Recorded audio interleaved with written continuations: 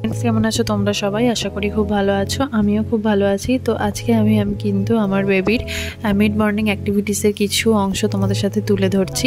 তো দেখো, প্রতিটা বাচ্চারই কিন্তু মিড মর্নিংয়ে কিছু না কিছু খাওয়ানো অবশ্যই দরকার, যখন থেকে বাচ্চারা সলিড ফুড খেতে শেখে। তো মিড মর্নিংয়ে আমি কিন্তু ওকে ফ্রুটস বা যে কোনো হালকা খাবার দিই, তো সেটা যাতে হজম হয় এবং দুপুরের লাঞ্চে যেন লাঞ্চটা সে প্রপার করতে পারে, তার জন্য কিন্তু মিড মর্নিংয়ে তাদের খেলানো বা কিছু কিছু অ্যাক্টিভিটিস করানো অবশ্যই দরকার। তো সেটা শুধুমাত্র ঘরের কোনায় বা চার দেয়ালের মধ্যে সেটা না, আমি কিন্তু ওকে বাইরে বার করিও এই জিনিসগুলো করাই। তো ওকে ভীষণ ভালোবাসে গাছে জল দিতে, ঘাস ছিঁড়তে, এই জিনিসগুলো ভালোবাসে।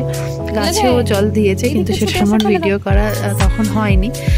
আর তাছাড়া ও মানে এই জিনিসগুলো ভীষণ এনজয় করে। ওকে আমি নোংরা কাদা ঘাটতে কখনোই বাধা দিই না, কারণ ও জিনিসটাকে ভীষণ উপভোগ করে। আর ওরও আমার মনে হয় ওর মানে কিছু চিন্তা শক্তিরও মানে প্রবণতা ঘটে। তো সেই জন্য আমি ওকে এইগুলো করতে দিই। তবে হ্যাঁ, সেটা লক্ষ্য রাখি যে সেটা যেন বিপজ্জনক কিছু না হয়। তোমরা কিভাবে তোমাদের বেবিদের কি কি অ্যাক্টিভিটিস করো আমার সাথে অবশ্যই শেয়ার করো। টাটা।